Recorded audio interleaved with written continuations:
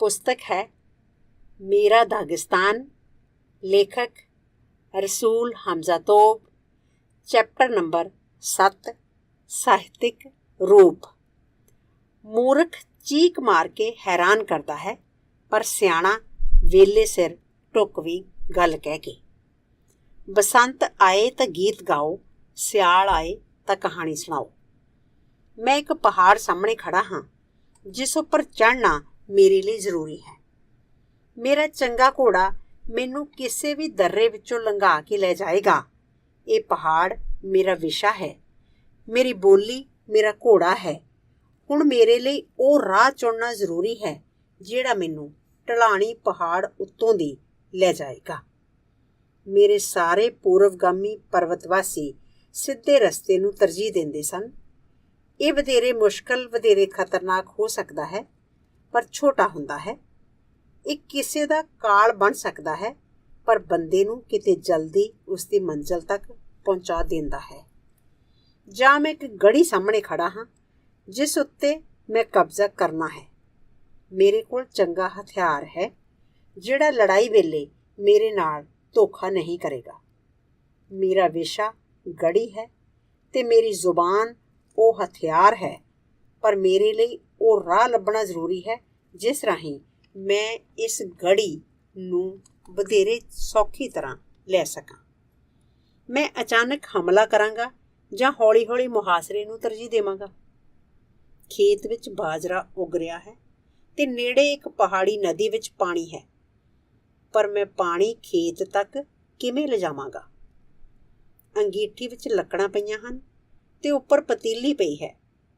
मेरे कोल पतीली विच पाउण लई कुਝ चीज़ां ने, पर खाने ਲਈ मैं कैसा पकवान ਤਿਆਰ ਕਰਾਂਗਾ। ਆਪਣੀ ਚਿੱਠੀ ਵਿੱਚ ਸੰਪਾਦਕ ਨੇ ਮੈਨੂੰ ਕੋਈ ਵੀ ਸਾਹਿਤ ਰੂਪ ਚੁਣਨ ਲਈ ਕਿਹਾ ਹੈ, ਛੋਟੀ ਜਾਂ ਲੰਮੀ ਛੋਟੀ ਕਹਾਣੀ, ਕਵਿਤਾ ਜਾਂ ਲੇਖ।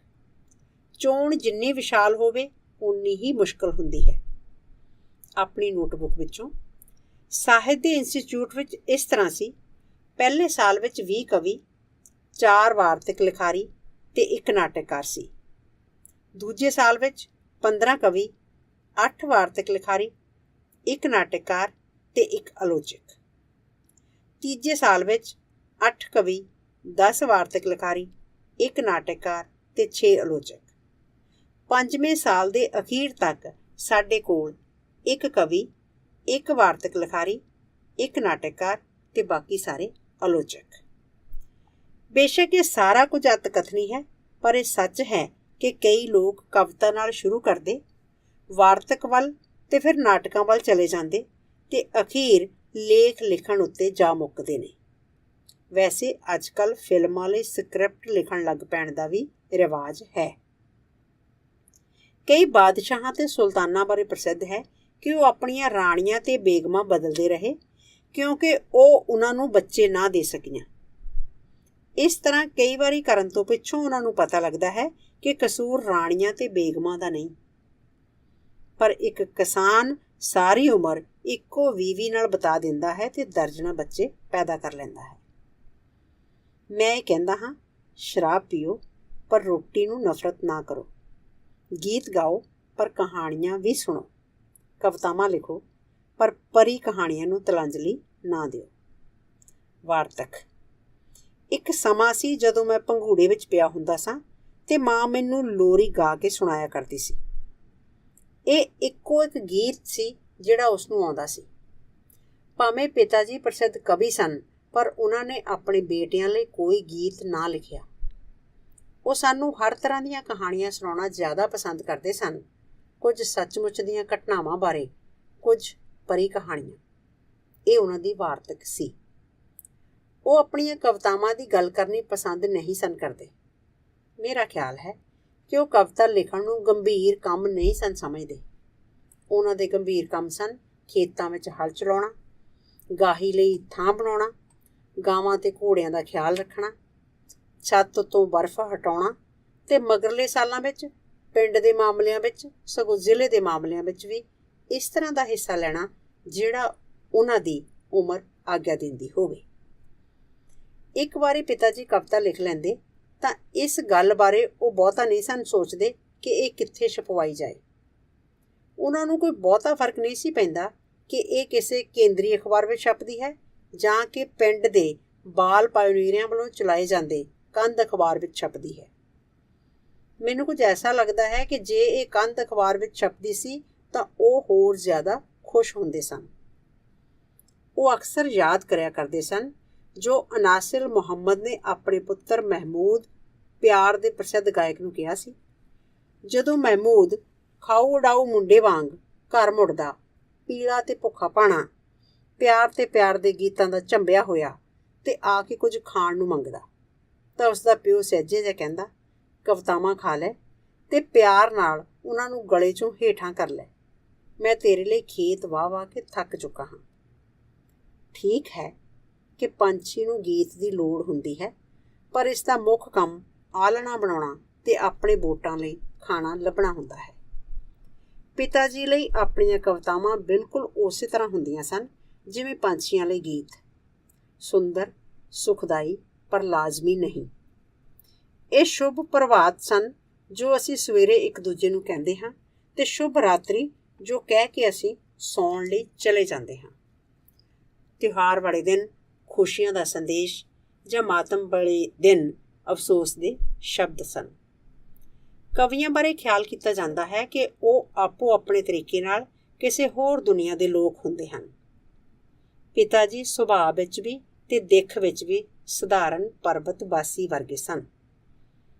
ਸਭ ਤੋਂ ਬਹੁਤਾ ਉਹਨਾਂ ਨੂੰ ਸਵਾਦ ਦੋਸਤਾਂ ਦੇ ਨਿਕਟਵਰਤੀ ਘੇਰੇ ਵਿੱਚ ਆਰਾਮ ਨਾਲ ਗੱਲਬਾਤ ਕਰਨ ਵਿੱਚ ਆਉਂਦਾ ਸੀ। ਜਦੋਂ ਹਰ ਕੋਈ ਆਪਣੀਆਂ ਖਬਰਾਂ ਤੇ ਕਹਾਣੀਆਂ ਸੁਣਾ ਰਿਹਾ ਹੁੰਦਾ ਤਾਂ ਕੋਈ ਵੀ ਕਦੀ ਦੂਜੇ ਨੂੰ ਨਾ ਟੋਕਦਾ, ਫਿਰ ਇਹ ਵਾਰਤਕ ਸੀ।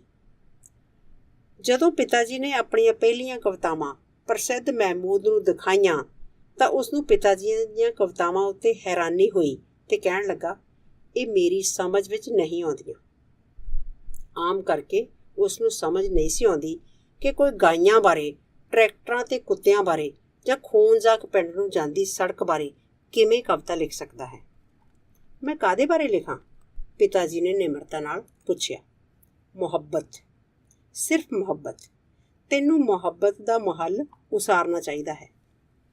ਮਹਿਮੂਦ ਦੀ ਕਵਿਤਾ ਇੱਕ, ਮਹਿਲ ਬਣਾਇਆ ਇਸ਼ਕਾਂ ਦਾ ਮੈਂ ਇਸ ਧਰਤੀ ਦੇ ਉੱਤੇ, ਪਰ ਕਿਸਮਤ ਵਿੱਚ ਰੁਲਣਾ ਲਿਖਿਆ ਇਸ ਕੋਬਲੀ ਰੁੱਤੇ। ਇੱਕ ਸਜੀਲਾ ਪੁਲ ਬਣਾਇਆ ਆਪਣੇ ਬਲਬਲਿਆਂ ਦਾ, ਪਰ ਪੁਲ ਟੁੱਟਾ ਤੇ ਮੈਂ ਕੱਲਾ ਖੜਾ ਕਿਨਾਰੇ ਉੱਤੇ। ਪਿਤਾ ਜੀ ਨੇ ਇਸ਼ਕ ਦਾ ਮਹਲ ਨਹੀਂ ਬਣਾਇਆ, ਨਾ ਹੀ ਉਹਨਾਂ ਨੇ ਬਣਾਉਣ ਵੱਲ ਜ਼ਰਾ ਵੀ ਧਿਆਨ ਦਿੱਤਾ। ਉਹਨਾਂ ਦਾ ਫਿਕਰ, ਉਹਨਾਂ ਦਾ ਮਹਲ ਉਹਨਾਂ ਦੀਆਂ ਕਵਿਤਾਵਾਂ ਦਾ ਵਸਤੂ ਸੀ। ਆਪਣਾ ਘਰ, ਪਰਿਵਾਰ ਤੇ ਬੱਚੇ, ਆਪਣਾ ਪਿੰਡ, ਘੋੜਾ ਤੇ ਦੇਸ, ਅਮਨ ਤੇ ਧਰਤੀ, ਆਕਾਸ਼ ਤੇ ਬਾਰਿਸ਼, ਧੁੱਪ ਤੇ ਘਾਹ। ਠੀਕ ਹੈ ਕਿ ਇੱਕ ਵਾਰੀ ਉਹਨਾਂ ਨੇ ਮੁਹੱਬਤ ਬਾਰੇ ਵੀ ਕਵਿਤਾ ਲਿਖੀ, ਉਸ ਔਰਤ ਬਾਰੇ ਜਿਸ ਨੂੰ ਉਹ ਪਿਆਰ ਕਰਦੇ ਸਨ। ਉਹ ਕਵਿਤਾ ਉਹਨਾਂ ਨੇ ਅਰਬੀ ਵਿੱਚ ਲਿਖੀ ਤਾਂ ਕਿ ਕੋਈ ਹੋਰ ਪੜ੍ਹ ਨਾ ਸਕੇ। ਇਹ ਕਵਿਤਾ ਸਿਰਫ ਉਹਨਾਂ ਦੇ ਆਪਣੇ ਲਈ ਤੇ ਉਸ ਔਰਤ ਲਈ ਸੀ। ਸੱਚਮੁੱਚ ਪਿਤਾ ਜੀ ਨੂੰ ਸਿਆਣੀ ਤੇ ਬਿਨਾਂ ਕਾਲ ਦੇ ਸੁਣਾਈ ਕਹਾਣੀ ਚੰਗੀ ਲੱਗਦੀ ਸੀ। ਪੈਰੇ ਸ਼ਾਮ ਦੇ ਮੱਧਮ ਚਾਨਣ ਵਿੱਚ ਉਹ ਮੈਨੂੰ ਆਪਣੇ ਗੋਡਿਆਂ ਉੱਤੇ ਬਿਠਾ ਲੈਂਦੇ, ਆਪਣੀ ਨਿੱਘੀ ਤੇ ਵਾਸ਼ਨਾ ਵਾਲੀ ਭੇਡ ਦੀ ਖੱਲ ਵਿੱਚ ਮੈਨੂੰ ਲਪੇਟ ਲੈਂਦੇ ਤੇ ਇੱਕ ਇੱਕ ਕਰਕੇ ਕਹਾਣੀਆਂ ਸੁਣਾਈ ਜਾਂਦੇ। ਇਹ ਕਹਾਣੀਆਂ ਉਹਨਾਂ ਲੋਕਾਂ ਬਾਰੇ ਹੁੰਦੀਆਂ ਜਿਹੜੇ ਦੂਰ ਦੁਰਾਡੇ ਬੇਗਾਨੇ ਮੁਲਕਾਂ ਵਿੱਚ ਚਲੇ ਗਏ ਸਨ ਤੇ ਉਹਨਾਂ ਬਾਰੇ ਜਿਹੜੇ ਘਰ ਟਿਕੇ ਰਹੇ ਸਨ। ਉਹ ਦਰਿਆਵਾਂ ਤੇ ਸੜਕਾਂ ਦੀਆਂ ਗੱਲਾਂ ਕਰਦੇ, ਦੱਸਦੇ ਕਿ ਫੁੱਲ ਕਿਵੇਂ ਖਿੜਦੇ ਹਨ ਤੇ ਮਧੂ ਮੱਖੀਆਂ ਉਹਨਾਂ ਵਿੱਚ ਆਰਾਮ ਕਰਨ ਕਿਉਂ ਆਉਂਦੀਆਂ ਹਨ, ਸੂਰਜ ਕਿਵੇਂ ਚੜ੍ਹਦਾ ਲੈਂਦਾ ਹੈ, ਪੁਰਾਤਨ ਸਮਿਆਂ ਦੀਆਂ ਰਹੁ ਰੀਤਾਂ ਤੇ ਪਰੰਪਰਾਵਾਂ ਬਾਰੇ ਤੇ ਜੰਗ ਤੋਂ ਪਹਿਲਾਂ ਆਦਮੀਆਂ ਦੇ ਬੁੱਲ੍ਹਾਂ 'ਚੋਂ ਨਿਕਲਦੀਆਂ ਪ੍ਰਾਰਥਨਾਵਾਂ ਬਾਰੇ ਉਹ ਮੈਨੂੰ ਦੱਸਦੇ। ਉਹਨਾਂ ਨੂੰ ਆਕਾਸ਼ ਵੱਲ ਸਿਰਫ ਨਜ਼ਰ ਮਾਰਨ ਦੀ ਲੋੜ ਹੁੰਦੀ ਇਹ ਦੱਸਣ ਲਈ ਕਿ ਅਗਲੇ ਦਿਨ ਬਾਰਿਸ਼ ਹੋਏਗੀ ਜਾਂ ਧੁੱਪ ਨਿਕਲੇਗੀ। ਉਹਨਾਂ ਨੂੰ ਪਤਾ ਸੀ ਕਿ ਜੇ 4 ਚੁਫੇਰੇ ਮੀਂਹ ਪੈ ਰਿਹਾ ਹੋਵੇ ਪਰ ਤਲੇਤਲ ਪਿੰਡ ਉੱਪਰ ਸੂਰਜ ਚਮਕ ਰਿਹਾ ਹੋਵੇ ਤਾਂ ਇਸ ਦਾ ਮਤਲਬ ਹੈ ਖੂਨਜ਼ਾਕ ਪਠਾਰ ਉੱਤੇ ਗੜੇ ਪੈਣਗੇ। ਉਹਨਾਂ ਨੂੰ ਪਤਾ ਸੀ ਕਿ ਜਵੀ ਦੇ ਇੱਕ ਸਿੱਟੇ ਵਿੱਚ ਕਿੰਨੇ ਦਾਣੇ ਹੁੰਦੇ ਹਨ ਤੇ ਸੁੰਦਰ ਅਸਮਾਨੀ ਪੀਂਘ ਕਿਉਂ ਪੈਂਦੀ ਹੈ। ਜੇ ਕੋਈ ਮੁਸਾਫਰ ਇੱਕ ਪਿੰਡ ਤੋਂ ਅਗਲੇ ਪਿੰਡ ਜਾਂਦਾ ਹੋਇਆ ਦੂਰੋਂ ਦਿਖਾਈ ਦਿੰਦਾ ਤਾਂ ਪਿਤਾ ਜੀ ਦੱਸ ਸਕਦੇ ਸਨ ਕਿ ਉਹ ਮੁਸਾਫਰ ਕੌਣ ਸੀ, ਉਹ ਕਿਸ ਕੰਮ ਨਿਕਲਿਆ ਹੈ ਤੇ ਉਸ ਰਾਤ ਉਹ ਕਿਸ ਦੇ ਠਹਿਰੇਗਾ। ਉਹ ਕਿਉਂ ਮੈਨੂੰ ਉਹ ਸਾਰਾ ਕੁਝ ਦੱਸਦੇ ਸਨ। ਉਹਨਾਂ ਨੇ ਉਹ ਸਾਰਾ ਕੁਝ ਲਿਖ ਕਿਉਂ ਨਾ ਦਿੱਤਾ। ਇਹ ਸਾਰੀ ਉਹਨਾਂ ਦੀ ਵਾਰਤਕ ਸੀ। ਉਹਨਾਂ ਲਈ ਜੀਵਨ ਤੇ ਗਲਪ ਇੱਕੋ ਚੀਜ਼ ਸਨ। ਉਹ ਖਿਆਲ ਨੂੰ ਕਹਾਣੀ ਤੇ ਕਹਾਣੀ ਨੂੰ ਖਿਆਲ ਸਮਝਦੇ ਸਨ। ਕਵਿਤਾਵਾਂ ਉਹਨਾਂ ਦੀ ਤੁਲਨਾ ਉਹ ਅਮੋੜ ਦਿਲ ਨਾਲ ਕਰਿਆ ਕਰਦੇ ਸਨ।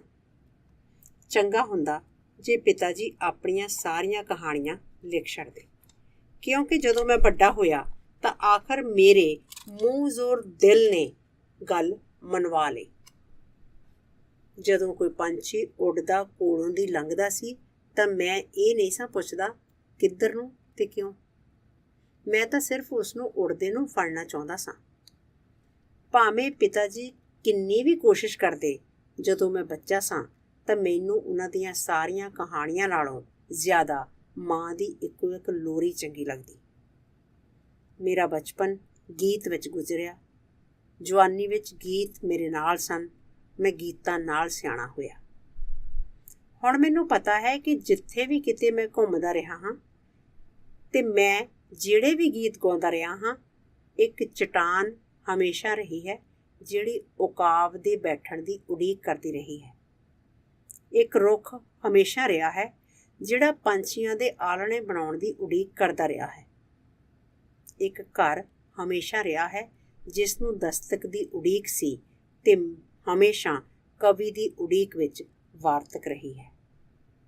ਸੋ ਮੈਂ ਉਸ ਚਟਾਨ ਉੱਤੇ ਆ ਉਤਰਿਆ ਹਾਂ ਜਿਹੜੀ ਮੇਰੀ ਉਡੀਕ ਕਰਦੀ ਰਹੀ ਹੈ ਤੇ ਮੈਂ ਦਸਤਕ ਦੇ ਰਿਹਾ ਹਾਂ ਕਿ ਦਰਵਾਜ਼ਾ ਖੁੱਲ੍ਹੇ ਤੇ ਮੈਨੂੰ ਘਰ ਅੰਦਰ ਜਾਣ ਦੇਵੋ, ਕਿਉਂਕਿ ਮੈਨੂੰ ਸਮਝ ਆ ਗਈ ਹੈ ਮੈਂ ਦੁਨੀਆ ਵਿੱਚ ਜੋ ਕੁਝ ਦੇਖਿਆ ਹੈ, ਜੋ ਕੁਝ ਮੈਂ ਸੋਚਿਆ ਤੇ ਮਹਿਸੂਸ ਕੀਤਾ ਹੈ, ਉਹ ਸਭ ਕੁਝ ਮੈਂ ਕਵਿਤਾ ਵਿੱਚ ਨਹੀਂ ਪ੍ਰਗਟ ਕਰ ਸਕਦਾ।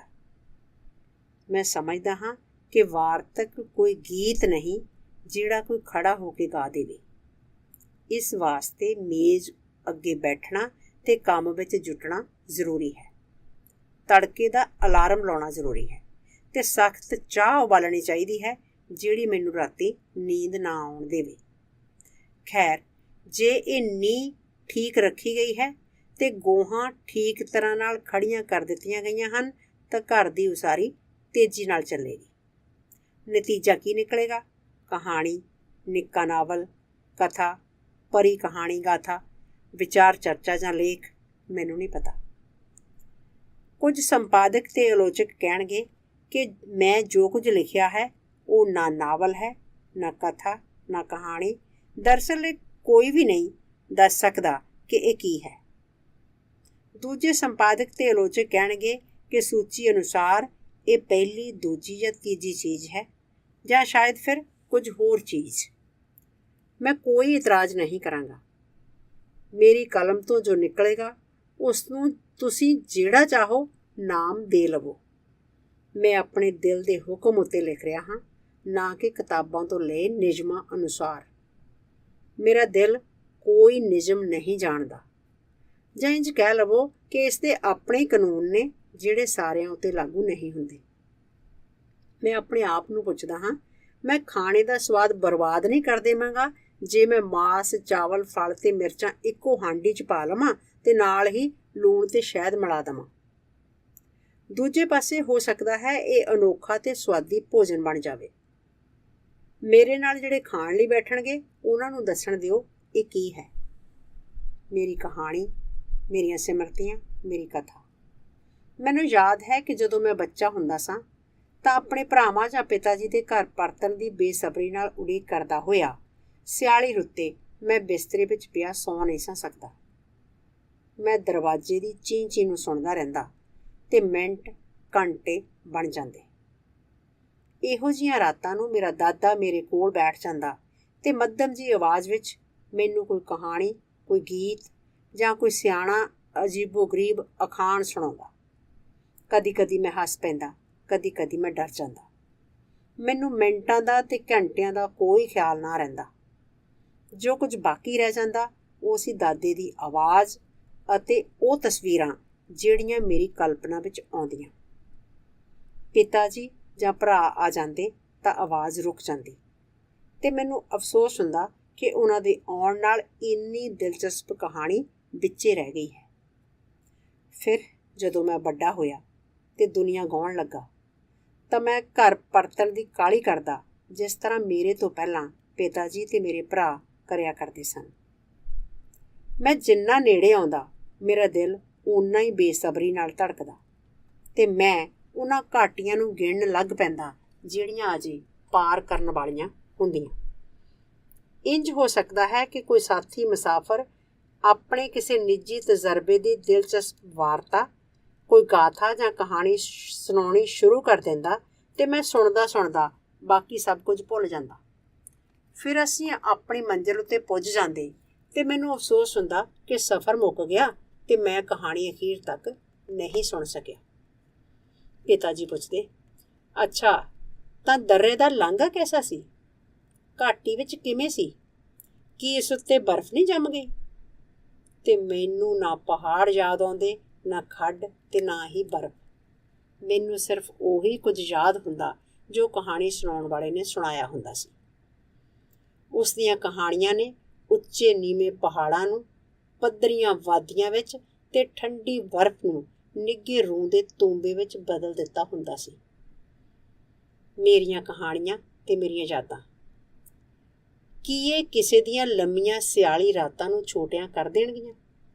ਜਿਹੜਾ ਕੋਈ ਆਪਣੇ ਕਿਸੇ ਨਜ਼ਦੀਕੀ ਪਿਆਰੇ ਦੇ ਆਉਣ ਦੀ ਉਡੀਕ ਵਿੱਚ ਜਾਗਦਾ ਪਿਆ ਹੈ, ਜਾਂ ਕਿਸੇ ਦਾ ਸਿਆਲੀ ਸਫ਼ਰ ਛੋਟਾ ਕਰ ਦੇਣਗੀਆਂ ਜਿਹੜਾ ਕੋਈ ਉਡੀਕ ਦੇ ਚੁੱਲ੍ਹੇ ਵੱਲ ਕਾਹਲੀ ਕਾਹਲੀ ਜਾ ਰਿਹਾ ਹੈ।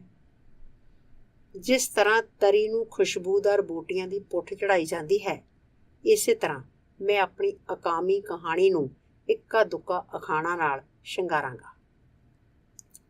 ਤਾਈਲੁਖ ਪਿੰਡ ਦੀਆਂ ਕੁੜੀਆਂ ਆਪਣੇ ਬੁੱਲ੍ਹਾਂ ਦੇ ਸਿਰਿਆਂ ਉੱਤੇ 2 ਚਮਕਦੇ ਟਿਮਕਣੇ ਲਾ ਲੈਂਦੀਆਂ ਹਨ।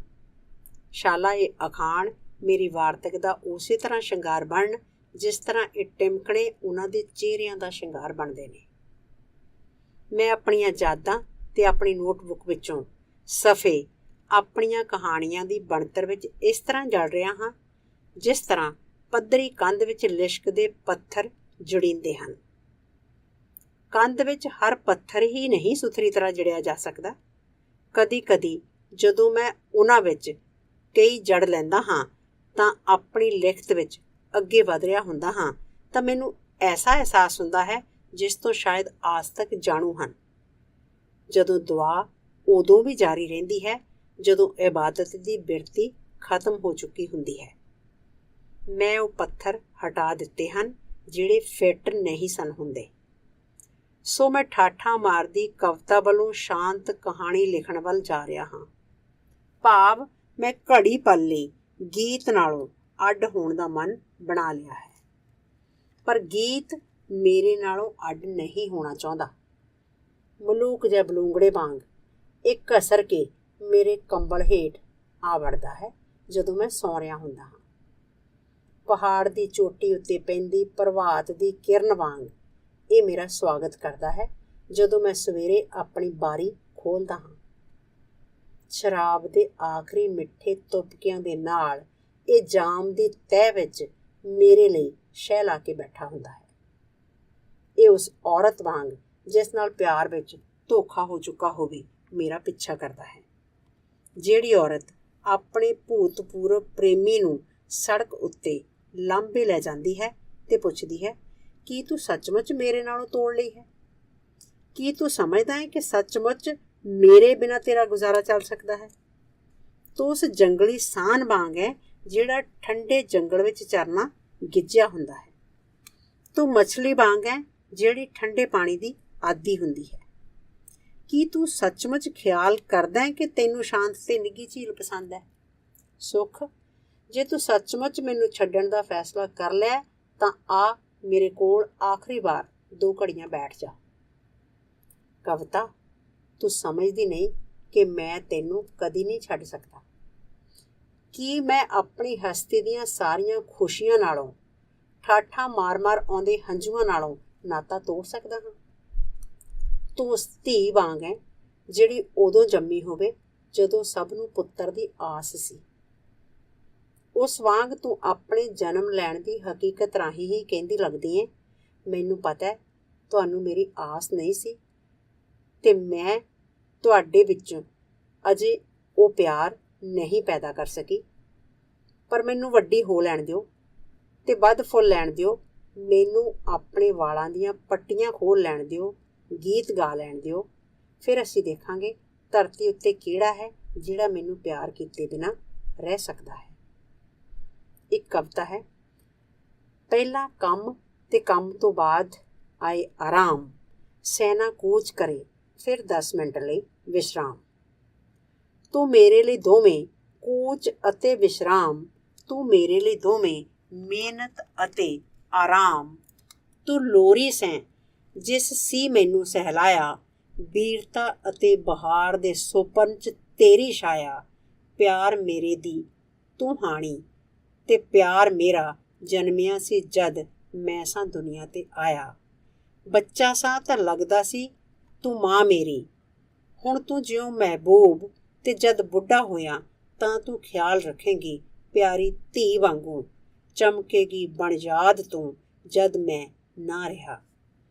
ਕਦੀ ਕਦੀ ਜਾਪੇ ਤੂੰ ਕੋਈ ਅਪਹੁੰਚ ਸਿਖਰ, ਕਦੀ ਤੂੰ ਜਾਪੇ ਸਹਿਕਦਾ ਪੰਛੀ। ਤੂੰ ਖੰਭ ਬਣੇ ਮੇਰੇ ਮੈਂ ਜਦ ਉੱਡਣਾ ਚਾਹਾਂ, ਤੂੰ ਮੇਰਾ ਹਥਿਆਰ ਬਣੇ ਜਦ ਯੁੱਧ ਕਰਾਂ। ਸਵਾਏ ਚੈਨ ਦੇ ਕਵਿਤਾ ਤੂੰ ਸਭ ਕੁਝ ਮੇਰੀ, ਵਫਾਦਾਰ ਪ੍ਰੇਮੀ ਵਾਂਗ ਸੇਵਾ ਕਰਾਂ ਤੇਰੀ। ਕਿੱਥੇ ਕੰਮ ਦਾ ਅੰਤ ਤੇ ਕਿੱਥੇ ਸ਼ੁਰੂ ਆਰਾਮ, ਕਿੱਥੇ ਕੋਚ ਤੇ ਕਿੱਥੇ 10 ਮਿੰਟ ਦਾ ਵਿਸ਼ਰਾਮ। ਤੂੰ ਮੇਰੇ ਲਈ ਦੋਵੇਂ ਕੋਚ ਅਤੇ ਵਿਸ਼ਰਾਮ, ਤੂੰ ਮੇਰੇ ਲਈ ਦੋਵੇਂ ਮਿਹਨਤ ਅਤੇ ਆਰਾਮ। ਪਿਤਾ ਜੀ ਨੇ ਕਿਹਾ ਸੀ, ਅਕਾਮੇ ਬੜਬੋਲੇ ਆਦਮੀ ਨੂੰ ਰੋਕਣ ਦਾ ਸਭ ਤੋਂ ਚੰਗਾ ਤਰੀਕਾ ਇਹ ਹੈ ਕਿ ਕਿਸੇ ਸਤਿਕਾਰਯੋਗ ਬਜ਼ੁਰਗ ਨੂੰ ਜਾਂ ਮਹਿਮਾਨ ਨੂੰ ਬੋਲਣ ਲਈ ਕਹਿ ਦਿਓ। ਜੇ ਇਸ ਨਾਲ ਵੀ ਬੜਬੋਲੇ ਦੀਆਂ ਵਿਹਲੀਆਂ ਗੱਲਾਂ ਨਾ ਰੁਕਣ ਤਾਂ ਕੋਈ ਗੀਤ ਸ਼ੁਰੂ ਕਰ ਦਿਓ। ਜੇ ਗੀਤ ਨਾਲ ਵੀ ਉਹ ਨਹੀਂ ਰੁਕਦਾ ਤਾਂ ਉਸਨੂੰ ਗਲਮੇ ਤੋਂ ਫੜੋ ਤੇ ਬਾਹਰ ਸੁੱਟ ਦਿਓ। ਜਿਸ ਕਿਸੇ ਦੀ ਵੀ ਬਕਵਾਸ ਗੀਤ ਵਿੱਚ ਵਿਘਨ ਪਾਉਂਦੀ ਹੈ ਉਸ ਨਾਲ ਹੀ ਇਸ ਤਰ੍ਹਾਂ ਕਰਨਾ ਚਾਹੀਦਾ ਹੈ। ਕਵਿਤਾ, ਹੋਰ ਕਿਸੇ ਨਾਲੋਂ ਵੀ ਜ਼ਿਆਦਾ ਤੈਨੂੰ ਪਤਾ ਹੈ ਕਿ ਤੇਰੇ ਬਾਰੇ ਗੱਲਾਂ ਕਰਨਾ ਤੈਨੂੰ ਵਧੇਰੇ ਚੰਗੀ ਜਾਂ ਵਧੇਰੇ ਉੱਚੀ ਸੁੱਚੀ ਨਹੀਂ ਬਣਾਏਗਾ। ਕੀ ਗੱਲਾਂ ਨਾਲੋਂ ਗੀਤ ਚੰਗਾ ਹੋ ਸਕਦਾ ਹੈ? ਕੀ ਪਤੀਲੀ ਦੇ ਪਾਣੀ ਨਾਲ ਪਹਾੜੀ ਨਦੀ ਵਿੱਚ ਕੋਈ ਵਾਧਾ ਹੁੰਦਾ ਹੈ? ਫੂਕਾਂ ਮਾਰ ਕੇ ਤੁਸੀਂ ਹਵਾ ਦੀ ਚਾਲ ਤੇਜ਼ ਕਰ ਸਕਦੇ ਹੋ? ਕੀ ਮੁੱਠੀ ਕੁ ਬਰਫ਼ ਉੱਚੀ ਸਿਖਰ ਦੀ ਸ਼ਾਨ ਵਿੱਚ ਵਾਧਾ ਕਰ ਸਕਦੀ ਹੈ? ਕੀ ਪੁੱਤਰ ਦੇ ਕੱਪੜਿਆਂ ਦੀ ਕਾਟ ਜਾਂ ਉਸ ਦੀਆਂ ਮੁੱਛਾਂ ਦਾ ਰੰਗ ਉਸ ਲਈ ਉਸ ਦੀ ਮਾਂ ਦੇ ਪਿਆਰ ਵਿੱਚ ਵਾਧਾ ਕਰ ਸਕਦਾ ਹੈ? ਕਵਿਤਾ, ਤੇਰੇ ਬਿਨਾਂ ਮੈਂ ਯਤੀਮ ਹੋ ਜਾਵਾਂਗਾ। ਇੱਕ ਹੋਰ ਕਵਿਤਾ, ਤੇਰੇ ਬਾਝੋਂ ਇਹ ਦੁਨੀਆ ਹੈ ਜਿਉਂ ਕੋਈ ਗੁਫਾ ਹਨੇਰੀ, ਚਾਨਣ ਜਿਸ ਦੀ ਸਮਝ ਨਾ ਆਏ, ਸੂਰਜ ਚੀਜ਼ ਪਰਾਈ ਜਾਂ ਆਕਾਸ਼ ਜਿੱਥੇ ਕੋਈ ਤਾਰਾ ਪਾਏ ਕਦੇ ਨਾ ਫੇਰੀ, ਜਾਂ ਫਿਰ ਪਿਆਰ ਜਿਹਨੇ ਗਲਵਕੜੀ ਨਾ ਕੋਈ ਚੁੰਮਣ ਹੰਡਾਈ। ਤੇਰੇ ਬਾਝੋਂ ਇਹ ਦੁਨੀਆ ਜੋ ਸਾਗਰ ਬਿਨਾਂ ਨਿਲੱਤਣ, ਠੰਡਾ ਯੱਖ ਨਾ ਜਿਹੜਾ ਆਪਣੀ ਅਜ਼ਲੀ ਚਮਕ ਦਿਖਾਵੇ, ਜਾਂ ਫਿਰ ਬਾਗ ਨਾ ਜਿੱਥੇ ਉੱਗੇ ਕੋਈ ਫੁੱਲ, ਕੋਈ ਘਾਹ ਦਾ ਤਿਣ, ਨਾ ਕੋਈ ਬੇਂਡਾ ਰਾਗ ਅਲਾਪੇ, ਨਾ ਕੋਈ ਬੁਲਬੁਲ ਗਾਵੇ। ਤੇਰੇ ਬਿਨ ਰੁੱਖ ਸਦਾ ਖੜੋਤੇ, ਰੁੰਡ ਮਰੁੰਡ ਉਦਾਸ, ਸਦਾ ਨਵੰਬਰ ਕਦੀ ਨਾ ਆਏ ਹੁਨਾਲ, ਸਿਆਲ ਬਹਾਰ। ਲੋਕ ਤੇਰੇ ਬਿਨ ਨਿਰਦਨ ਵਹਿਸ਼ੀ, ਜਾਪਣ ਘੋਰ ਨਿਰਾਸ਼, ਤੇ ਤੇਰੇ ਬਿਨ ਸਖਣਾ ਹੋਵੇ ਗੀਤਾਂ ਦਾ ਸੰਸਾਰ। ਅਵਾਰ ਕਿਹਾ ਕਰਦੇ ਨੇ, ਕਵੀ ਦੁਨੀਆ ਦੀ ਰਚਨਾ ਤੋਂ 100 ਸਾਲ ਪਹਿਲਾਂ ਪੈਦਾ ਹੋਇਆ ਸੀ। ਇਸ ਤੋਂ ਉਹਨਾਂ ਦਾ ਪ੍ਰਤੱਖ ਭਾਵ ਇਹ ਹੈ ਕਿ ਜੇ ਕਵੀ ਨੇ ਦੁਨੀਆ ਦੀ ਰਚਨਾ ਵਿੱਚ ਹਿੱਸਾ ਨਾ ਲਿਆ ਹੁੰਦਾ ਤਾਂ ਇਹ ਇੰਨੀ ਖੂਬਸੂਰਤ ਨਾ ਬਣਾਈ ਜਾ ਸਕਦੀ। ਅਸੀਂ 3 ਭਰਾ ਸਾਂ ਤੇ 1 ਭੈਣ ਸਭ ਤੋਂ ਵੱਡੀ। ਸਾਡੀਆਂ ਸਾਰੀਆਂ ਔਰਤਾਂ ਵਾਂਗ ਉਸ ਦੇ ਨਸੀਬਾਂ ਵਿੱਚ ਬਹੁਤ ਜ਼ਿਆਦਾ ਮਿਹਨਤ, ਦੁੱਖ ਤੇ ਹੰਝੂ ਲਿਖੇ ਹੋਏ ਸਨ। ਕਈ ਵਾਰੀ ਪਿਤਾ ਜੀ ਕਿਹਾ ਕਰਦੇ ਸਨ, ਤੁਸੀਂ 3 ਜਣੇ ਹੋ ਪਰ ਤੁਹਾਡੀ ਇੱਕੋ ਭੈਣ ਹੈ, ਉਸ ਦਾ ਖਿਆਲ ਰੱਖੋ। ਉਸ ਨਾਲੋਂ ਨਜ਼ਦੀਕੀ ਦੁਨੀਆ ਵਿੱਚ ਤੁਹਾਡਾ ਹੋਰ ਕੋਈ ਨਹੀਂ। ਕਿੰਨਾ ਠੀਕ ਹੈ, ਮੇਰੀ ਭੈਣ ਰਿਸ਼ਤੇਦਾਰਾਂ ਵਿੱਚੋਂ ਮੇਰੇ ਸਭ ਤੋਂ ਨੇੜੇ ਹੈ। ਤਾਂ ਵੀ ਮੇਰੀ ਇੱਕ ਹੋਰ ਭੈਣ ਵੀ ਹੈ ਤੇ ਮੈਂ ਨਹੀਂ ਕਹਿ ਸਕਦਾ ਕਿ ਉਹਨਾਂ ਵਿੱਚੋਂ ਕਿਹੜੀ ਮੈਨੂੰ ਵਧੇਰੇ ਪਿਆਰੀ ਹੈ। ਦੂਜੀ ਭੈਣ ਕਵਿਤਾ ਹੈ, ਉਹਦੇ ਬਿਨਾਂ ਮੈਂ ਜਿਉ ਨਹੀਂ ਸਕਦਾ। ਕਦੀ ਕਦੀ ਮੈਨੂੰ ਹੈਰਾਨੀ ਹੁੰਦੀ ਹੈ ਕਿ ਉਸ ਦੀ ਥਾਂ ਕਿਹੜੀ ਚੀਜ਼ ਲੈ ਸਕਦੀ ਹੈ। ਬੇਸ਼ੱਕ ਅਜੇ ਵੀ ਮੇਰੇ ਕੋਲ ਪਹਾੜ, ਬਰਫਾਂ ਤੇ ਨਦੀਆਂ, ਬਾਰਿਸ਼ ਤੇ ਸਿਤਾਰੇ, ਸੂਰਜ ਤੇ ਕਣਕਾਂ ਦੇ ਖੇਤ ਰਹਿ ਜਾਂਦੇ ਹਨ, ਪਰ ਪਹਾੜ ਤੇ ਬਾਰਿਸ਼, ਫੁੱਲ ਤੇ ਸੂਰਜ ਕਵਿਤਾ ਤੋਂ ਬਿਨਾਂ ਕੀ ਹਨ ਤੇ ਉਹਨਾਂ ਤੋਂ ਬਿਨਾਂ ਕਵਿਤਾ ਕੀ ਹੈ। ਕਵਿਤਾ ਤੋਂ ਬਿਨਾਂ ਪਹਾੜ ਸਿਰਫ ਪੱਥਰਾਂ ਦਾ ਢੇਰ ਬਣ ਜਾਂਦੇ ਨੇ, ਬਾਰਿਸ਼ ਅਣਪਾਉਂਦੀ ਸਿੱਲ ਤੇ ਛੱਪੜ ਬਣ ਜਾਂਦੀ ਹੈ ਤੇ ਸੂਰਜ ਕੋਈ ਅਸਮਾਨੀ ਵਜੂਦ ਹੋ ਨਿਬੜਦਾ ਹੈ ਜਿਹੜਾ ਗਰਮੀ ਪੈਦਾ ਕਰਦਾ ਹੈ। ਮੁੜ ਮੁੜ ਕੇ ਮੈਂ ਆਪਣੇ ਆਪ ਨੂੰ ਪੁੱਛਦਾ ਹਾਂ, ਕਿਹੜੀ ਚੀਜ਼ ਕਵਿਤਾ ਦੀ ਥਾਂ ਲੈ ਸਕਦੀ ਹੈ। ਬੇਸ਼ੱਕ ਦੂਰ ਦਰਾਡੇ ਦੇ ਦੇਸ਼, ਗਾਉਂਦੇ ਪੰਛੀ, ਆਕਾਸ਼ ਤੇ ਧੜਕਦੇ ਦਿਲ ਹਨ, ਪਰ ਕਵਿਤਾ ਤੋਂ ਬਿਨਾਂ ਕੁਝ ਵੀ ਉਹ ਨਹੀਂ ਹੋਵੇਗਾ ਜੋ ਉਹ ਹੈ। ਖਿੱਚ ਪਾਉਂਦੀਆਂ ਦੂਰ ਦਰਾਡੇ ਦੀਆਂ ਧਰਤੀਆਂ ਦੀ ਥਾਂ ਸਿਰਫ ਭੂਗੋਲਿਕ ਸੰਕਲਪ ਰਹਿ ਜਾਣਗੇ। ਸਾਗਰ ਦੀ ਥਾਂ ਪਾਣੀ ਦਾ ਬੇਅਰਥ ਇਕੱਠ ਰਹਿ ਜਾਏਗਾ। ਪੰਛੀਆਂ ਦੇ ਗੀਤਾਂ ਦੀ ਥਾਂ ਨਰ ਵੱਲੋਂ ਮਾਦਾ ਨੂੰ ਸਿਰਫ ਸਰੀਰਕ ਲੋੜਾਂ ਲਈ ਆਵਾਜ਼ਾਂ ਰਹਿ ਜਾਣਗੀਆਂ। ਨੀਲੇ ਆਕਾਸ਼ ਦੀ ਥਾਂ ਬਹੁਤ ਸਾਰੀਆਂ ਗੈਸਾਂ ਦਾ ਮਿਸ਼ਰਣ ਰਹਿ ਜਾਏਗਾ ਤੇ ਦਿਲ ਦੀ ਧੱਕ ਧੱਕ ਦੀ ਥਾਂ ਖੂਨ ਦਾ ਗੇੜ ਰਹਿ ਜਾਏਗਾ। ਬੇਸ਼ੱਕ ਮਲੂਕਤਾ, ਦਿਆਲਤਾ, ਹਮਦਰਦੀ, ਪਿਆਰ, ਸੁੰਦਰਤਾ, ਹਿੰਮਤ, ਨਫ਼ਰਤ ਤੇ ਮਾਣ ਦੀਆਂ ਭਾਵਨਾਵਾਂ ਮੌਜੂਦ ਹਨ, ਪਰ ਇਹ ਸਭ ਵੀ ਤਾਂ ਕਵਿਤਾ ਤੋਂ ਜਨਮੇ ਹੋਏ ਸੰਕਲਪ ਹਨ, ਜਿਸ ਤਰ੍ਹਾਂ ਕਵਿਤਾ ਉਹਨਾਂ ਤੋਂ ਜਨਮੀ ਹੈ। ਇਸ ਤੋਂ ਬਿਨਾਂ ਉਹ ਨਿਰਜਿੰਦ ਹਨ ਤੇ ਉਹਨਾਂ ਤੋਂ ਬਿਨਾਂ ਕਵਿਤਾ ਨਿਰਜਿੰਦ ਹੈ। ਮੇਰੀ ਕਵਿਤਾ ਮੈਨੂੰ ਸਿਰਜਦੀ ਤੇ ਮੈਂ ਆਪਣੀ ਕਵਿਤਾ ਨੂੰ ਸਿਰਜਦਾ ਹਾਂ। ਇੱਕ ਦੂਜੇ ਤੋਂ ਬਿਨਾਂ ਅਸੀਂ ਮਰ ਜਾਂਦੇ ਹਾਂ। ਸਾਡੀ ਬਸ ਕੋਈ ਹੋਂਦ ਨਹੀਂ ਰਹਿੰਦੀ। ਮੇਰੇ ਪੱਠੇ ਹਨ ਤੇ ਮੇਰੀਆਂ ਹੱਡੀਆਂ ਹਨ। ਕੋਈ ਅਜਨਬੀ ਇੱਕ ਨਜ਼ਰ ਮਾਰ ਕੇ ਇਹ ਨਹੀਂ ਦੱਸ ਸਕਦਾ ਕਿ ਮੇਰੀ ਕਿਹੜੀ ਹੱਡੀ ਸਾਬਤ ਤੇ ਮਜ਼ਬੂਤ ਹੈ ਤੇ ਕਿਹੜੀਆਂ ਹੱਡੀਆਂ ਕਦੀ ਟੁੱਟੀਆਂ ਤੇ ਜੋੜੀਆਂ ਹੋਈਆਂ ਹਨ। ਪਰ ਐਕਸਰੇ ਕਿਰਨਾਂ ਮੇਰੇ ਆਰ ਪਾਰ ਲੰਘ ਸਕਦੀਆਂ ਹਨ ਤੇ ਕਿਸੇ ਓਪਰੀ ਅੱਖ ਅੱਗੇ ਉਹ ਸਭ ਕੁਝ ਸਪਸ਼ਟ ਕਰ ਸਕਦੀਆਂ ਹਨ ਜੋ ਕੁਝ ਲੁਕਿਆ ਹੋਇਆ ਤੇ ਖੂਫੀਆ ਹੈ। ਮੇਰੀ ਰੂਹ, ਮੇਰੀਆਂ ਪਸਲੀਆਂ ਜਾਂ ਰੀੜ੍ਹ ਜਾਂ ਫੇਫੜਿਆਂ ਨਾਲੋਂ ਵੀ ਜ਼ਿਆਦਾ ਉਸ ਦੀਆਂ ਅੱਖਾਂ ਤੋਂ ਲੁਕੀ ਹੋਈ ਹੈ। ਪਰ ਮੇਰੀ ਕਵਿਤਾ ਦੀਆਂ ਕਿਰਨਾਂ ਬਿਲਕੁਲ ਮੇਰੇ ਵਿੱਚੋਂ ਦੀ ਲੰਘ ਸਕਦੀਆਂ ਹਨ ਤੇ ਮੇਰਾ ਹਰ ਜਜ਼ਬਾ ਦੂਜਿਆਂ ਸਾਹਮਣੇ ਉਘਾੜ ਸਕਦੀਆਂ ਹਨ।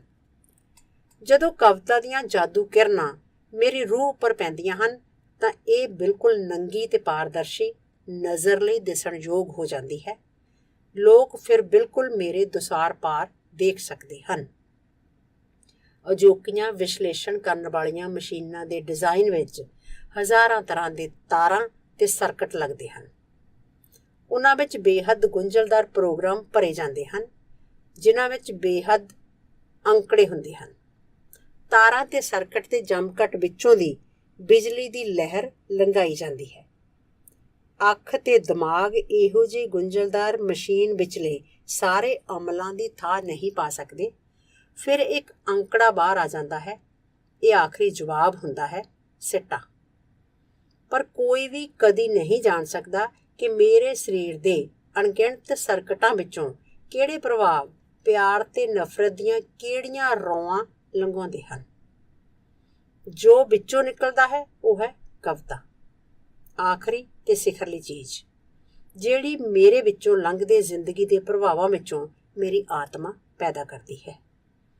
ਮੈਂ ਦੁਨੀਆ ਵਿੱਚ ਬੜਾ ਘੁੰਮਿਆ ਹਾਂ, ਪੈਦਲ ਤੇ ਘੋੜੇ ਉੱਤੇ, ਹਵਾਈ ਜਹਾਜ਼ ਰਾਹੀਂ, ਆਪਣੀ ਸੀਟ ਉੱਤੇ ਟੇਢਾ ਹੋਇਆ ਜਿਵੇਂ ਉਂਘਲਾ ਰਿਹਾ ਹੋਵਾਂ, ਗੱਡੀ ਰਾਹੀਂ, ਤੁਰ ਉੱਪਰਲੀ ਸੌਣ ਵਾਲੀ ਥਾਂ ਉੱਤੇ ਪਿਆ ਹੋਇਆ, ਤੇ ਕਾਰ ਰਾਹੀਂ ਜਰਨੈਲੀ ਸੜਕਾਂ ਉੱਤੇ ਤੇਜ਼ ਜਾਂਦਾ ਹੋਇਆ।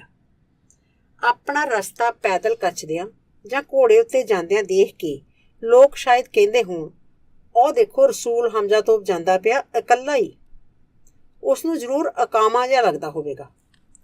ਪਰ ਮੈਂ ਇਕੱਲਾ ਕਦੀ ਨਹੀਂ ਹੋਇਆ।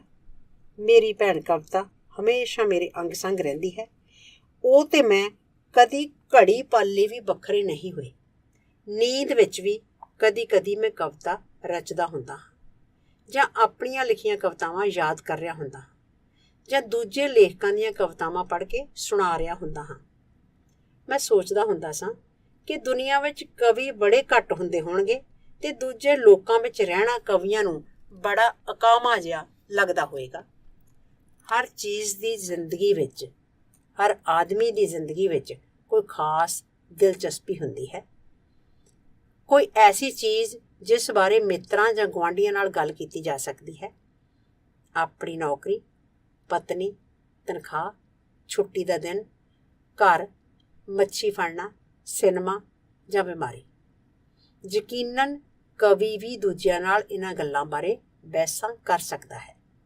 ਮੈਂ ਸੋਚਦਾ ਸਾਂ, ਪਰ ਦੁਨੀਆ ਬਾਰੇ ਉਸਦੀ ਕਾਵਕ ਨੀਝ ਵਿੱਚ, ਉਸਦੀ ਕਵਿਤਾ ਵਿੱਚ ਕੌਣ ਸਾਂਝ ਪਾ ਸਕਦਾ ਹੈ?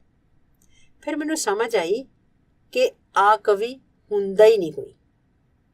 ਹਰ ਬੰਦਾ ਆਪਣੇ ਦਿਲ ਦੀਆਂ ਡੂੰਘਾਣਾਂ ਵਿੱਚ ਰਤਾ ਮਾਸਾ ਕਵੀ ਹੁੰਦਾ ਹੈ। ਖੈਰ, ਕਵਿਤਾ ਸਾਨੂੰ ਸਭ ਨੂੰ ਮਿਲਣ ਆਉਂਦੀ ਹੈ, ਇੱਕ ਦੋਸਤ ਵਾਂਗ ਜਿਹੜਾ ਆਪਣੇ ਦੋਸਤ ਦੇ ਸਕਲੀਆ ਵਿੱਚ ਮਿਲਣ ਲਈ ਜਾਂਦਾ ਹੈ। ਸਾਡੇ ਲੋਕਾਂ ਦਾ ਗੀਤ ਲਈ ਪਿਆਰ ਇੰਨਾ ਕੁਦਰਤੀ ਤੇ ਨਿਰਉਚੇਚ ਹੈ ਜਿਵੇਂ ਬੱਚਿਆਂ ਲਈ ਸਾਡਾ ਪਿਆਰ। ਸੱਚਮੁੱਚ ਅਸੀਂ ਸਾਰੇ ਕਵੀ ਹਾਂ। ਸਾਡੇ ਵਿੱਚ ਫਰਕ ਸਿਰਫ ਇੰਨਾ ਹੈ ਕਿ ਕੁਝ ਕਵਿਤਾ ਲਿਖਦੇ ਹਨ ਕਿਉਂਕਿ ਉਹ ਕਵਿਤਾ ਲਿਖਣੀ ਜਾਣਦੇ ਹਨ। ਦੂਜੇ ਕਵਿਤਾ ਲਿਖਦੇ ਹਨ ਕਿਉਂਕਿ ਉਹ ਖਿਆਲ ਕਰਦੇ ਹਨ ਕਿ ਉਹ ਕਵਿਤਾ ਲਿਖਣੀ ਜਾਣਦੇ ਹਨ। ਤੇ ਕੁਝ ਹੋਰ ਹਨ ਜਿਹੜੇ ਕਵਿਤਾ ਲਿਖਣ ਦੀ ਕੋਸ਼ਿਸ਼ ਤੱਕ ਵੀ ਨਹੀਂ ਕਰਦੇ। ਸ਼ਾਇਦ ਇਹ ਤੀਜੀ ਤਰ੍ਹਾਂ ਦੇ ਲੋਕ ਅਸਲੀ ਕਵੀ ਹਨ। ਕੀ ਕਿਹਾ ਜਾ ਸਕਦਾ ਹੈ? ਇੱਕ ਸਮਾਂ ਸੀ ਜਦੋਂ ਮੈਂ ਕਵਿਤਾ ਨਹੀਂ ਸਾਂ ਲਿਖਦਾ। ਕੀ ਮੈਂ ਉਦੋਂ ਘੱਟ ਕਵੀ ਸੀ? ਕੀ ਮੇਰੀ ਧੜਕਣ ਉਦੋਂ ਹੌਲੀ ਜਾਂ ਮੇਰਾ ਖੂਨ ਠੰਡਾ ਸੀ? ਕੀ ਗਮ ਜਾਂ ਖੁਸ਼ੀ ਲਈ ਮੇਰੀ ਸਮਰੱਥਾ ਜਾਂ ਗਿਆਨ ਲਈ ਮੇਰੀ ਭੁੱਖ ਘੱਟ ਸੀ? ਕੀ ਧਰਤੀ ਉਦੋਂ ਹੁਣ ਨਾਲੋਂ ਮੇਰੀਆਂ ਅੱਖਾਂ ਲਈ ਘੱਟ ਸੁਹਾਵਣੀ ਸੀ? ਜਦੋਂ ਮੈਂ ਕਾਲੇ ਬੱਦਲਾਂ ਦੀ ਬਿਰਲ ਵਿੱਚੋਂ ਦੀ ਕੋਈ ਵੱਡਾ ਸਾਰਾ ਨੀਲਾ ਸਿਤਾਰਾ ਦੇਖਦਾ ਸਾਂ ਤਾਂ ਕੀ ਮੈਂ ਇਸੇ ਤਰ੍ਹਾਂ ਨਹੀਂ ਸਾਂ ਚੁਣਿਆ ਜਾਂਦਾ? ਕੀ ਮੈਨੂੰ ਪਹਾੜੀ ਨਾਲੇ ਦੀ ਆਵਾਜ਼ ਵਿੱਚ ਕੋਈ ਸੰਗੀਤ ਨਹੀਂ ਸੀ ਸੁਣਾਈ ਦਿੰਦਾ?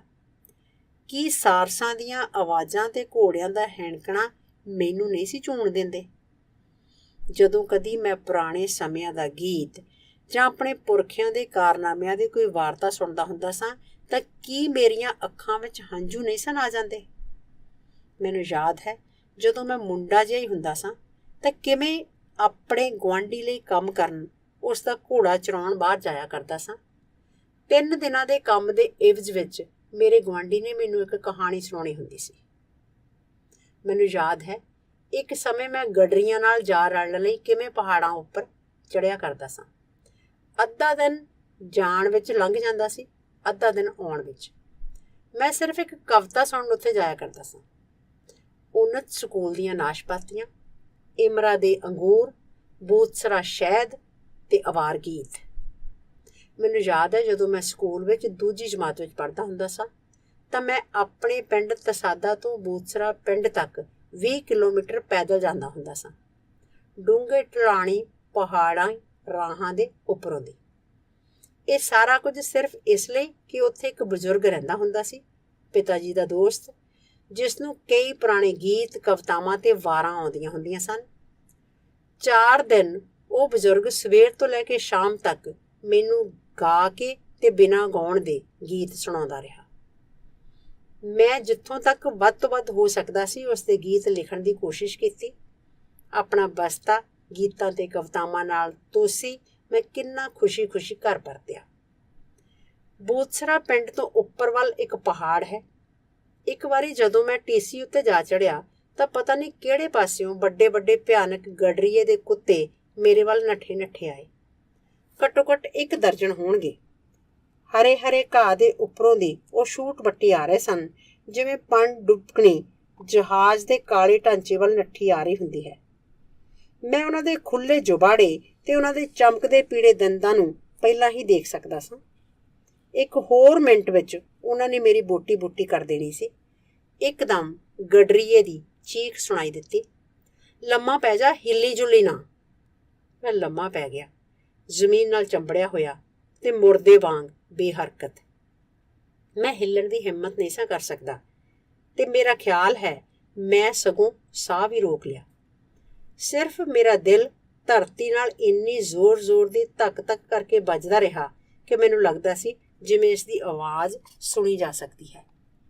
ਮੇਰੇ ਆਲੇ ਦੁਆਲੇ ਕੁੱਤੇ ਭੰਬਲ ਭੂਸੇ ਵਿੱਚ ਪੈ ਗਏ ਲੱਗਦੇ ਸਨ ਤੇ ਮੈਨੂੰ ਤੇ ਮੇਰੇ ਕਵਿਤਾਵਾਂ ਨਾਲ ਤੂਸੇ ਝੋਲੇ ਨੂੰ ਸੁੰਘ ਰਹੇ ਸਨ।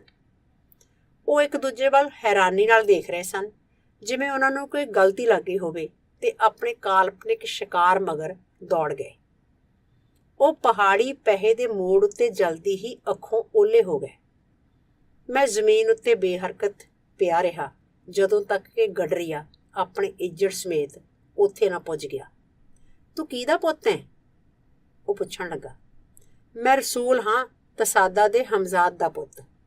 ਮੈਂ ਜਾਣ ਬੁੱਝ ਕੇ ਪਿਤਾ ਜੀ ਦਾ ਨਾਮ ਲਿਆ, ਇਸ ਆਸ ਨਾਲ ਕਿ ਗਡਰੀਆ ਮੇਰੀ ਖਾਸ ਪਰਵਾਹ ਕਰੇਗਾ ਤੇ ਤਕਲੀਫ ਪੁੱਜਣ ਤੇ ਮੇਰੀ ਰਾਖੀ ਕਰੇਗਾ।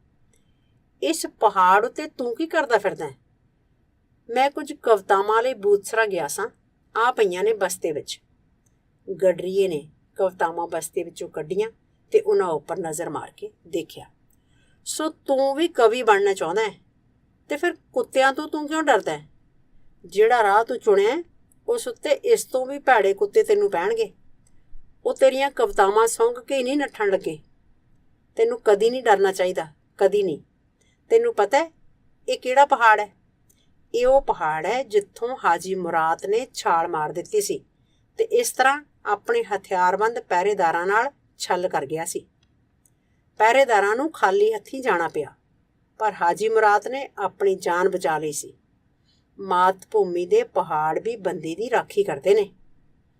ਮੈਂ ਸੋਚਦਾ ਹੁੰਦਾ ਸਾਂ ਕਿ ਕਾਬਕ ਤੀਵਰਤਾ ਜਿਹੜੀ ਮੈਨੂੰ ਕਾਬੂ ਕਰਕੇ ਰੱਖਦੀ ਹੈ, ਉਹ ਬੇਚੈਨੀ ਜਿਹੜੀ ਲਗਾਤਾਰ ਮੇਰੀ ਰੂਹ ਵਿੱਚ ਵਸਦੀ ਹੁੰਦੀ ਸੀ, ਉਹ ਮੁਹੱਬਤ ਜਿਸ ਨੇ ਮੇਰੇ ਦਿਲ ਨੂੰ ਆਪਣਾ ਘਰ ਬਣਾ ਰੱਖਿਆ ਸੀ ਤੇ ਮੇਰੇ ਖੂਨ ਦਾ ਉਬਾਲ ਤੱਕ ਵੀ, ਇਹ ਸਾਰੀਆਂ ਛਿਣ ਭੰਗਰ ਚੀਜ਼ਾਂ ਸਨ ਤੇ ਜਲਦੀ ਹੀ ਲੰਘ ਜਾਣਗੀਆਂ। ਪਰ ਮੇਰਾ ਸਿਰ ਧੌਲਾ ਹੈ, ਮੇਰੇ ਬੱਚੇ ਵੱਡੇ ਹੋ ਰਹੇ ਹਨ ਤੇ ਮੇਰੀਆਂ ਕਿਤਾਬਾਂ ਪੁਰਾਣੀਆਂ ਹੋ ਰਹੀਆਂ ਹਨ, ਪਰ ਉੱਪਰਲੀਆਂ ਵਿੱਚੋਂ ਕਿਸੇ ਵੀ ਭਾਵਨਾ ਨੇ ਮੇਰਾ ਸਾਥ ਨਹੀਂ ਛੱਡਿਆ। ਮੇਰੀ ਕਵਿਤਾ ਮੇਰੀ ਸਭ ਤੋਂ ਵਫਾਦਾਰ ਸਾਥੀ ਰਹੀ ਹੈ। ਹੁਣ ਮੈਂ ਉਸ ਨੂੰ ਸੰਬੋਧਨ ਕਰਦਾ ਹਾਂ। ਹੇ ਕਵਿਤਾ, ਦੁਨੀਆ ਦੇ ਮੇਰੇ ਲੰਮੇ ਦੌਰਿਆਂ ਸਮੇਂ ਜੀਵਨ ਭਰ ਤੂੰ ਮੇਰਾ ਸਾਥ ਨਹੀਂ ਛੱਡਿਆ, ਪਰ ਜਦ ਕਿ ਮੈਂ ਵਾਰਤਕ ਦੇ ਸਾਗਰ ਦੀਆਂ ਵਿਸ਼ਾਲ ਚੁੜਤਣਾ ਉੱਪਰ ਤੁਰ ਪਿਆ ਹਾਂ, ਤਾਂ ਵੀ ਤੂੰ ਮੇਰਾ ਸਾਥ ਨਹੀਂ ਛੱਡੇਂਗੀ। ਮੈਂ ਜਾਣਦਾ ਹਾਂ ਕਿ ਕਹਾਣੀ ਨੂੰ ਤੋਲ ਤੁਕਾਂਤ ਵਿੱਚ ਬੰਨ੍ਹਣਾ ਵਿਅਰਥ ਹੈ। ਹੋ ਸਕਦਾ ਹੈ ਇਸ ਨਾਲ ਚੰਗੀ ਤੋਂ ਚੰਗੀ ਕਹਾਣੀ ਮਾੜੀ ਜਿਹੀ ਕਵਿਤਾ ਵਿੱਚ ਬਦਲ ਜਾਏ। ਤਾਂ ਵੀ ਕਵਿਤਾ ਕਹਾਣੀ ਨੂੰ ਚੰਗੇਰਿਆਂ ਬਣਾ ਸਕਦੀ ਹੈ, ਜਿਸ ਤਰ੍ਹਾਂ ਲੂਣ ਨਾਲ ਖਾਣੇ ਦਾ ਸਵਾਦ ਚੰਗੇਰਾ ਹੋ ਜਾਂਦਾ ਹੈ। ਸੱਚਮੁੱਚ ਕਵਿਤਾ ਮੇਰੇ ਸਾਰੇ ਜੀਵਨ ਵਿੱਚ ਲੂਣ ਦਾ ਕੰਮ ਕਰਦੀ ਰਹੀ ਹੈ। ਇਸ ਤੋਂ ਬਿਨਾਂ ਮੇਰੀ ਜ਼ਿੰਦਗੀ ਅਲੂਣੀ ਤੇ ਬੇਮਜ਼ਾ ਹੁੰਦੀ। ਪਹਾੜਾਂ ਵਿੱਚ ਜਦੋਂ ਅਸੀਂ ਮਹਿਮਾਨ ਅੱਗੇ ਖਾਣਾ ਰੱਖਦੇ ਹਾਂ ਤਾਂ ਅਸੀਂ ਨਾਲ ਹੀ ਮੇਜ਼ ਉੱਤੇ ਲੂਣ ਧਰਨਾ ਨਹੀਂ ਭੁੱਲਦੇ। ਵਾਰਤਕ ਦੀ ਉਡਾਨ ਬੜੀ ਦੂਰ ਜਾਂਦੀ ਹੈ, ਪਰ ਕਵਿਤਾ ਉਚੇਰਾ ਉੱਡਦੀ ਹੈ। ਵਾਰਤਕ ਵੱਡੇ ਸਾਰੇ ਹਵਾਈ ਜਹਾਜ਼ ਵਾਂਗ ਹੈ, ਜਿਹੜਾ ਬੜੀ ਸੌਖੀ ਤਰ੍ਹਾਂ ਦੁਨੀਆ ਦੁਆਲੇ ਉੱਡ ਸਕਦਾ ਹੈ, ਜਦਕਿ ਕਵਿਤਾ ਲੜਾਕੇ ਜਹਾਜ਼ ਜਾਂ ਪਿੱਛਾ ਕਰਨ ਵਾਲੇ ਜਹਾਜ਼ ਵਾਂਗ ਹੈ।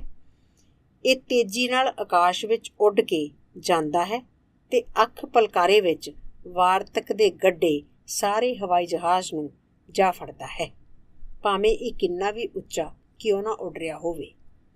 ਮੈਂ ਆਪਣੀ ਕਿਤਾਬ ਵਿੱਚ ਕਈ ਸਾਹਿਤ ਰੂਪ ਮਿਲਾਉਣੇ ਤੇ ਇਸ ਨੂੰ ਅਫਗਾਨਿਸਤਾਨ ਦੀਆਂ ਸਰਹੱਦਾਂ ਤੋਂ ਕਿਤੇ ਦੂਰ ਤੱਕ ਭੇਜਣਾ ਚਾਹੁੰਦਾ ਹਾਂ।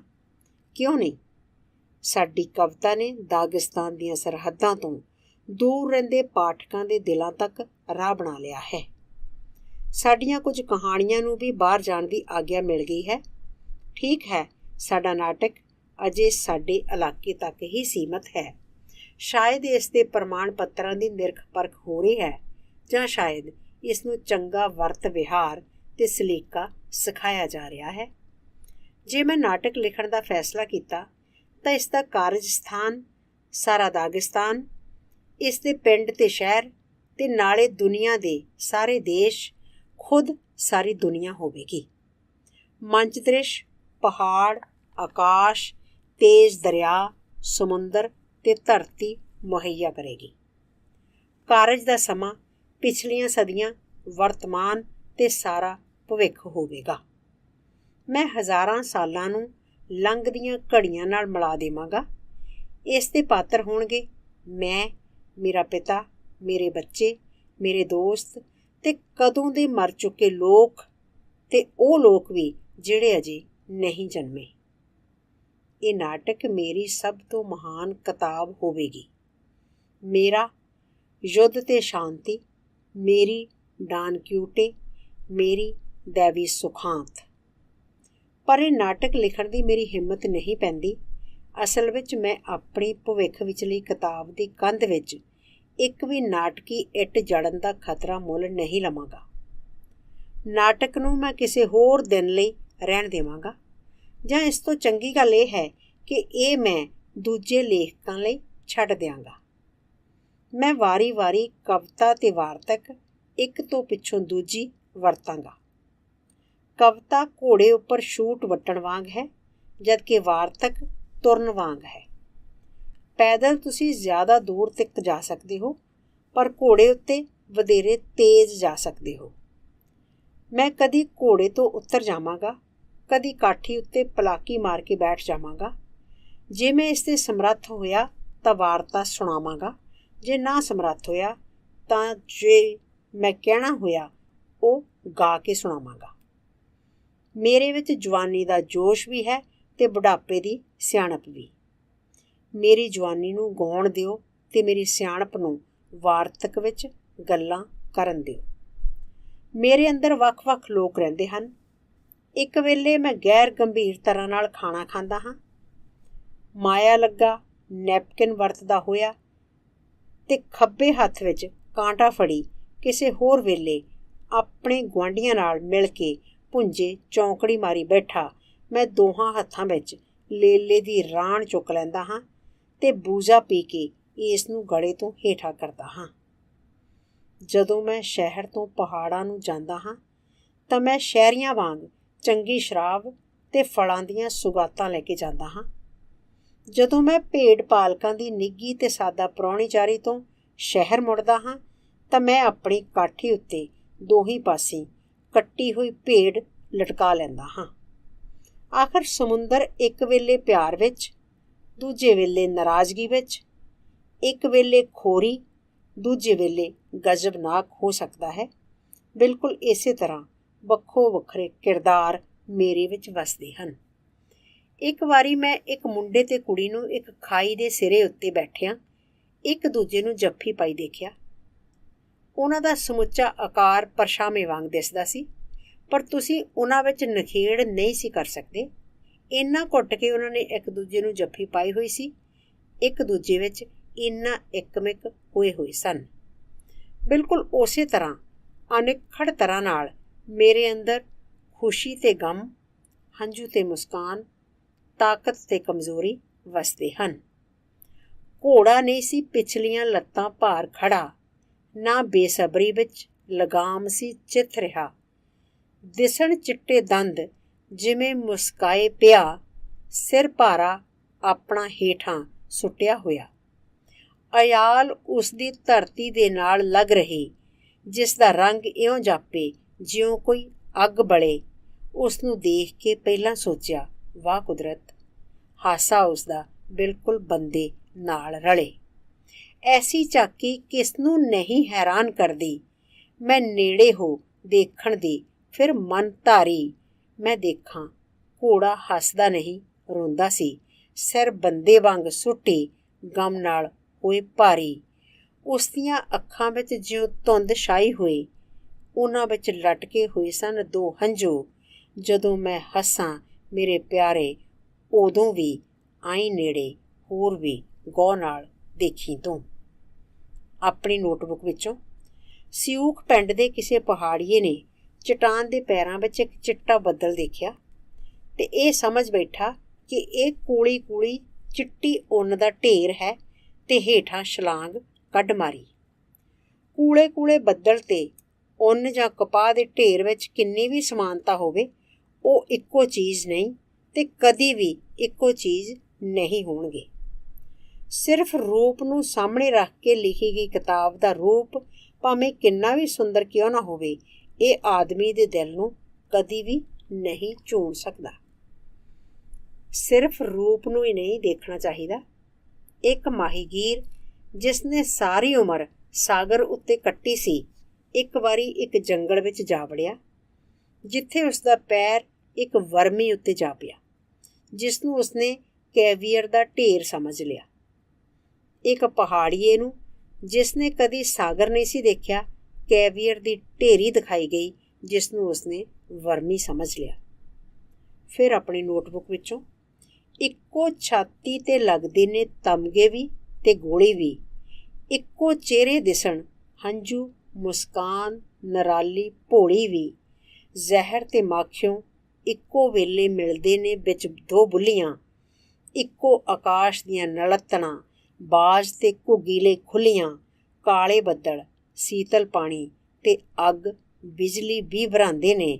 ਕਮੂਜ਼ ਤੇ ਖੰਜਰ ਇੱਕੋ ਕਿੱਲੀ ਤੇ ਲਟਕਾਏ ਜਾਂਦੇ ਨੇ। ਇੱਕ ਵਾਰੀ ਫਿਰ ਆਪਣੀ ਨੋਟਬੁੱਕ ਵਿੱਚੋਂ। ਇੱਕ ਪਹਾੜਨ ਕੁੜੀ ਜਿਸ ਨੂੰ ਪਹਿਲੀ ਵਾਰੀ ਪਿਆਰ ਹੋਇਆ ਸੀ, ਸਵੇਰ ਵੇਲੇ ਬਾਰੀ ਤੋਂ ਬਾਹਰ ਤੱਕਦੀ ਹੈ ਤੇ ਕੂਕ ਉੱਠਦੀ ਹੈ, ਆਹਾ, ਸਾਰੇ ਦਰਖਤ ਕਿੰਨੇ ਸੋਹਣੇ ਲੱਗਦੇ ਨੇ, ਸਾਰੇ ਖਿੜੇ ਹੋਏ ਨੇ। ਤੈਨੂੰ ਉਹਨਾਂ ਉੱਪਰ ਫੁੱਲ ਕਿੱਥੇ ਦਿਖਾਈ ਦਿੰਦੇ ਨੇ? ਉਸ ਦੀ ਮਾਂ ਪੁੱਛਣ ਲੱਗੀ। ਇਹ ਤਾਂ ਬਰਫ਼ ਹੈ। ਬਾਹਰ ਪਤਝੜ ਦਾ ਅਖੀਰ, ਸਗੋਂ ਸਿਆਲ ਹੈ।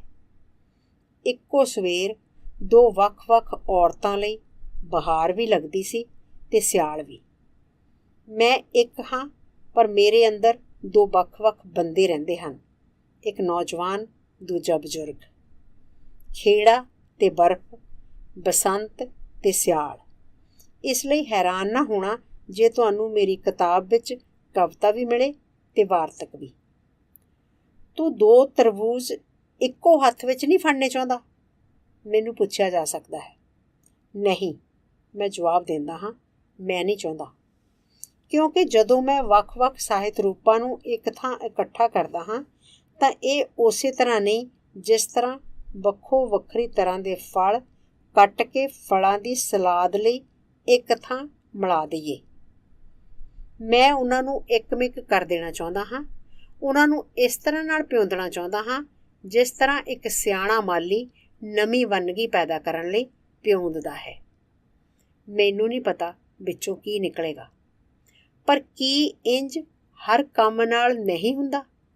ਜਦੋਂ ਤੁਸੀਂ ਅੱਗ ਬਾਲਦੇ ਹੋ ਤਾਂ ਤੁਸੀਂ ਸਾਰੇ ਸੰਭਵ ਸਿੱਟਿਆਂ ਨੂੰ ਅਗਾਊਂ ਹੀ ਨਹੀਂ ਦੇਖ ਸਕਦੇ।